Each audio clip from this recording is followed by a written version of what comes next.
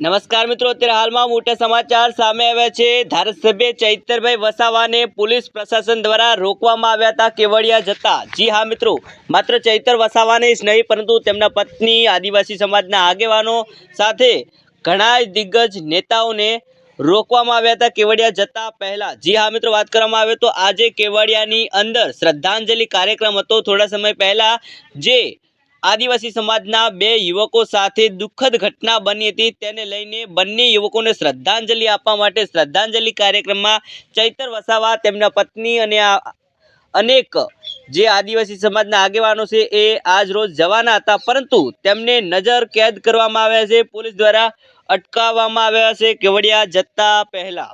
જી હા મિત્રો, ત્યારે વાત કરવામાં આવે તો પોલીસ છે એ ક્યાંક ને ક્યાંક એવું લાગી રહ્યું છે કે જો ચૈતર વસાવા છે એઓ ક્યાંક ને ક્યાંક જો કેવડિયા પહોંચી જાય છે તો એક મોટું આંદોલન સર્જાઈ શકે છે, જેના કારણે પોલીસ પ્રશાસનને અને સરકારને પણ ક્યાંક ને ક્યાંક ડર હશે કે આવું કોઈ પણ પ્રકારનો અનિચ્છનીય બનાવ ન બને, તે કારણોસર તેમને અટકાવવામાં આવ્યું હોઈ શકે છે।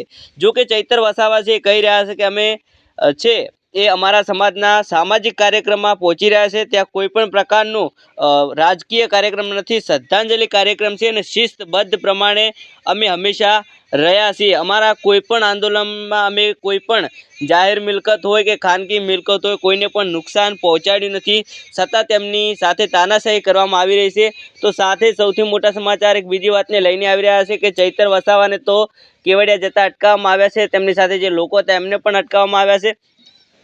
ત્યારે જે આખો નર્મદા જિલ્લો છે એને મોટા ભાગે પોલીસ છાવણીમાં ફેરવી દેવામાં આવે છે। જે હાઈવે ઉપર ચેકપોસ્ટો આવેલી હતી તેને પણ ચેક કરવામાં આવી રહી છે, જ્યાં સાધનો નીકળી રહ્યા છે ત્યાં પણ ચેક કરવામાં આવી રહ્યા છે કે કોઈ કેવડિયાના જે કાર્યક્રમ છે ત્યાં તો નથી જઈ રહ્યું ને।